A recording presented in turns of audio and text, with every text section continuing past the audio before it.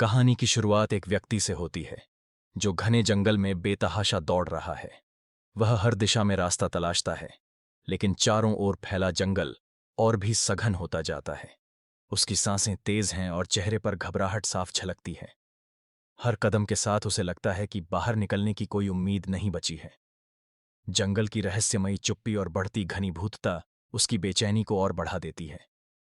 यात्रा के दौरान वह व्यक्ति लगातार अस्त होते सूरज का पीछा करता है, लेकिन घने जंगल से बाहर निकलने का कोई रास्ता नहीं मिलता। उसकी बेचैनी तब और बढ़ जाती है जब वह एक रहस्यमय संकेत देखता है जिस पर लिखा है पॉइंट ऑफ नो रिटर्न और उसके नीचे 108 अंक अंकित हैं। यह संकेत न केवल उसकी दिशा को लेकर भ्रमित करता है, बल्कि उसके मन में डर और अनिश्चितता भी पैदा करता है। अब उसके लिए आगे बढ़ना और भी चुनौतीपूर्ण और रहस्यमय हो जाता है। जैसे ही अंधेरा घिरता है, जंगल में एक अजीब सा डर फैलने लगता है। सभी पक्षियों का अचानक उड़ जाना वातावरण को और भी अस्थिर बना देता है। हर ओर सन्नाटा छा जाता है और पेड़ों के बीच से आती रहस्यमयी आवाजें इस डर को और गहरा कर देती हैं। ऐसा लगता है मानो पूरा जंगल किसी अनजानी आशंका से सहम गया हो। वह व्यक्ति जंगल में जंगली जानवरों की अनुपस्थिति को महसूस करता है, जिससे यह संकेत मिलता है कि यहाँ कुछ असामान्य है। आमतौर पर जीवित और चहल पहल से भरे इस क्षेत्र में आज एक अजीब सी शांति छाई हुई है। ऐसा लगता है मानो जंगल के सभी प्राणी किसी अज्ञात भय के कारण छुप गए हैं। यह रहस्यमय माहौल व्यक्ति के मन में चिंता और जिज्ञासा दोनों को जन्म देता है। घंटों दौड़ने के बाद वह व्यक्ति खुद को फिर उसी पॉइंट ऑफ नो रिटर्न संकेत के पास खड़ा पाता है। अब उसे एहसास होता है कि चाहे वह कितनी भी कोशिश कर ले, इस जंगल से बाहर निकलना असंभव है। हर रास्ता उसे वापस उसी जगह पर ले आता है, मानो जंगल ने उसे अपने घेरे में कैद कर लिया हो। यह अनुभव उसके भीतर गहरी निराशा और असहायता की भावना भर देता है। छुपने की कोशिश में वह व्यक्ति तेजी से एक पेड़ पर चढ़ता है, लेकिन अचानक एक डाल टूट जाती है और वह नीचे गिर पड़ता है। गिरने से उसे गंभीर चोटें आती हैं, जिससे उसकी हालत और भी खराब हो जाती है। तभी जमीन कांपने लगती है और आसपास अजीबोगरीब गुर्राहट की आवाजें गूंजने लगती हैं। इन अप्रत्याशित घटनाओं से माहौल और भी डरावना हो जाता है और उसकी चिंता अब और बढ़ जाती है। अचानक एक अदृश्य शक्ति घायल व्यक्ति को घसीटते हुए दूर ले जाती है और उसकी दर्द भरी चीखें पूरे जंगल में गूंज उठती हैं। उसकी चीखों की प्रतिध्वनि वातावरण को और भी भयावह बना देती है। इस अप्रत्याशित घटना के बाद उसका भाग्य रहस्य में डूबा रह जाता है। कोई नहीं जानता कि उसके साथ आगे क्या हुआ। 6 दिन बाद कहानी का केंद्र बदल जाता है और अब फोकस मीना पर है, जो शहर के एक पक्षी दुकान में काम करती है। मीना को एक खास जिम्मेदारी सौंपी जाती है। उसे एक सुनहरा तोता एक दूरस्थ स्थान तक पहुंचाना है। यह कार्य न केवल उसके लिए नया है, बल्कि इसमें कई चुनौतियां भी छिपी हो सकती हैं। मीना की यात्रा अब शुरू होती है, जिसमें वह न केवल अपने कर्तव्य का निर्वाह करेगी, बल्कि नए अनुभव भी अर्जित करेगी। मीना अपने सफर पर निकलती है और शहर छोड़ते समय उसकी नज़र एक बोर्ड पर पड़ती है, जिसमें कई गुमशुदा लोगों की तस्वीरें लगी होती हैं। यह दृश्य उसे थोड़ी देर के लिए सोचने पर मजबूर करता है, लेकिन वह अपने इरादे में अडिग रहती है। वह समय बचाने के लिए वही शॉर्टकट चुनती है जो एक डरावने जंगल से होकर गुजरता है। जंगल की रहस्यमयी खामोशी और अंधेरा माहौल उसकी यात्रा को और भी असहज बना देता है। फिर भी मीना बिना रुके आगे बढ़ती जाती है।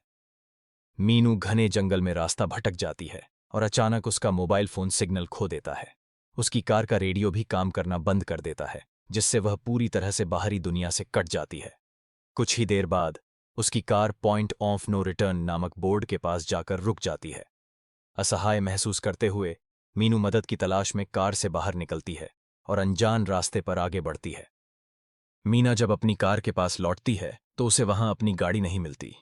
यह दृश्य उसकी उलझन और डर को और भी बढ़ा देता है। चारों ओर का जंगल अब पहले से भी अधिक भ्रामक और एक जैसा प्रतीत होता है, जिससे हर दिशा में रास्ता पहचानना मुश्किल हो जाता है। मीना के मन में बेचैनी और घबराहट बढ़ती जाती है, क्योंकि उसे समझ नहीं आता कि वह कहाँ है और आगे क्या करे।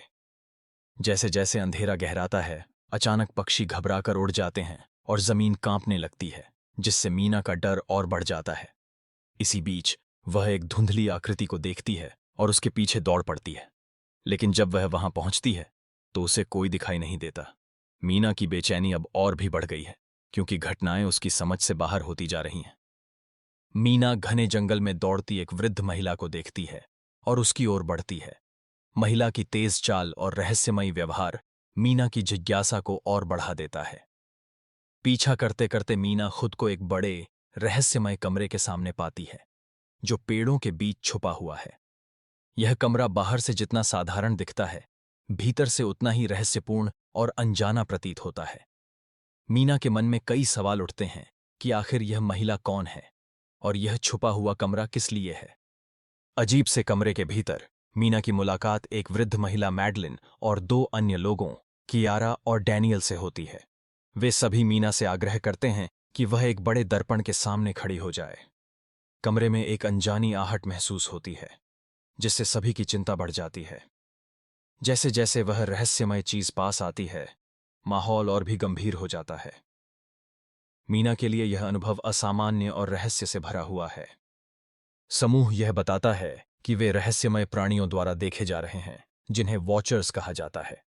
ये वॉचर्स हर रात सूर्यास्त के बाद आईने के दूसरी ओर से उन्हें देखते हैं।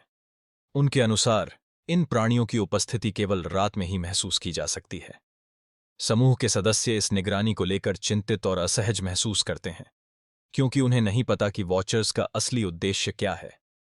कहानी की शुरुआत एक व्यक्ति से होती है, जो घने जंगल में बेतहाशा भाग रहा है और बाहर निकलने का रास्ता खोजने की कोशिश कर रहा है, लेकिन उसे कोई रास्ता नहीं मिलता। वह सूरज की दिशा का पीछा करता है, इस उम्मीद में कि शायद इससे उसे बाहर निकलने का कोई संकेत मिले। जैसे जैसे समय बीतता है, अंधेरा धीरे धीरे जंगल पर छाने लगता है, जिससे उसकी घबराहट और डर और भी बढ़ जाता है। हर गुजरते पल के साथ उसकी बेचैनी गहराती जाती है और वह खुद को जंगल के रहस्यमय सन्नाटे में घिरा पाता है। वह एक संकेत के पास पहुंचता है जिस पर वापसी का कोई मार्ग नहीं और संख्या 108 लिखी होती है, जिससे उसकी चिंता और बढ़ जाती है। जंगल का वातावरण अचानक और भी गहरा और डरावना हो जाता है। पेड़ों के बीच से पक्षी एकाएक उड़कर दूर चले जाते हैं, जिससे वहां और अधिक सन्नाटा छा जाता है।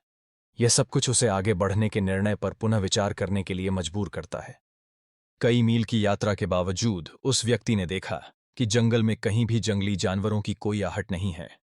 यह असामान्य शांति किसी अनजाने भय का संकेत देती है, मानो जंगल के भीतर कोई अदृश्य खतरा छिपा हो।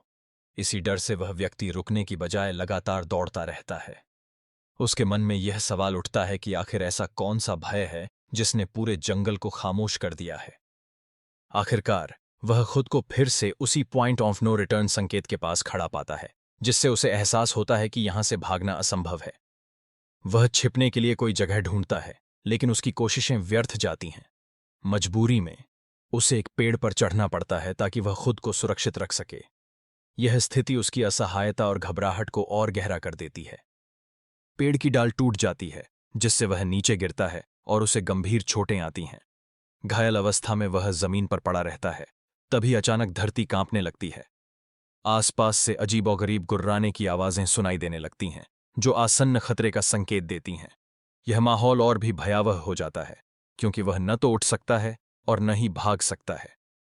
अचानक एक अदृश्य शक्ति उसे घसीटते हुए ले जाती है और उसके दर्द भरी चीखें पूरे जंगल में गूंज उठती हैं।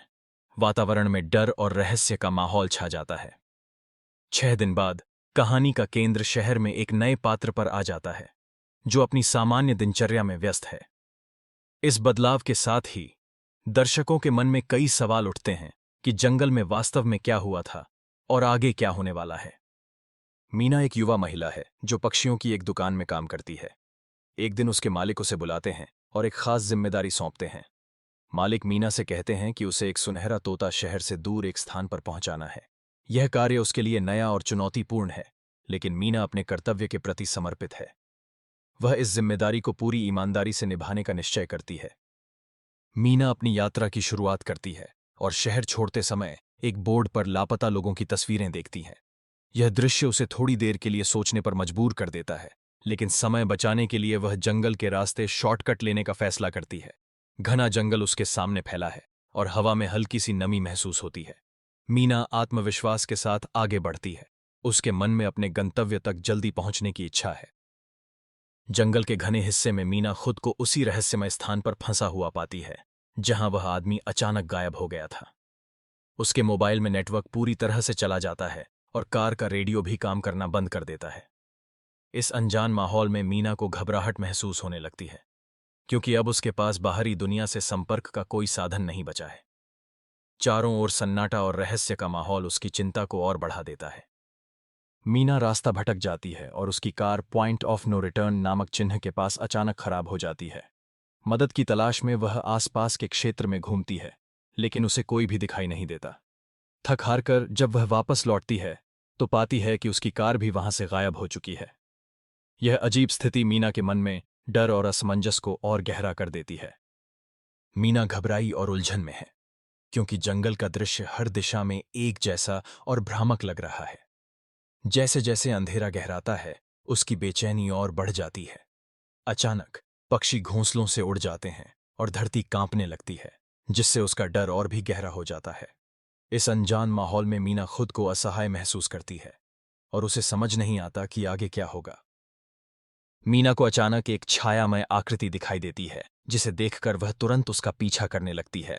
वह तेजी से आगे बढ़ती है, लेकिन जब वह उस जगह पहुंचती है तो वहां कोई नहीं होता। इसी दौरान उसकी नजर एक बूढ़ी औरत पर पड़ती है, जो भागती हुई दिखाई देती है। मीना बिना समय गंवाए उस औरत के पीछे दौड़ती है, उम्मीद करती है कि शायद उसे उससे कोई मदद मिल सके। बुजुर्ग महिला अचानक गायब हो जाती है, जिससे मीना हैरान और चिंतित महसूस करती है। थोड़ी देर बाद मीना जंगल के भीतर एक बड़ा कमरा देखती है, जो बाकी जगहों से अलग और रहस्यमय लगता है। महिला फिर से प्रकट होती है और मीना को अंदर आने का इशारा करती है। वह मीना को चेतावनी देती है कि अगर उसे अपनी जान बचानी है तो उसे जल्दी से भीतर प्रवेश करना चाहिए। मीना के सामने अब एक कठिन निर्णय है, जिसमें उसके साहस और समझदारी की परीक्षा होती है। अंदर प्रवेश करते ही मीना को एक अजीब सा कमरा दिखाई देता है, जिसमें एक बड़ा आईना रखा हुआ है। वहां उसकी मुलाकात दो अन्य लोगों, कियारा और डैनियल से होती है। कमरे में मौजूद वृद्ध महिला मैडलिन सभी को आईने के सामने खड़े होने के लिए प्रेरित करती हैं। माहौल रहस्यमय और उत्सुकता से भरा हुआ है, मानो आईना कोई गहरा राज छुपाए हुए हो। जैसे ही बाहर से अजीब आवाजें आने लगती हैं, कियारा बताती है कि हर शाम सूर्यास्त के बाद दर्पण के दूसरी ओर से रहस्यमयी प्राणी, जिन्हें वॉचर्स कहा जाता है, उन्हें देखते हैं। ये प्राणी चुपचाप उनकी गतिविधियों पर नजर रखते हैं और उनकी उपस्थिति का आभास केवल रात के समय ही होता है। कियारा के अनुसार वॉचर्स कभी भी दर्पण के पार नहीं आते, लेकिन उनकी निगाहें हमेशा सतर्क रहती हैं। इस रहस्य से वातावरण में एक अनजाना डर और जिज्ञासा भर जाती है।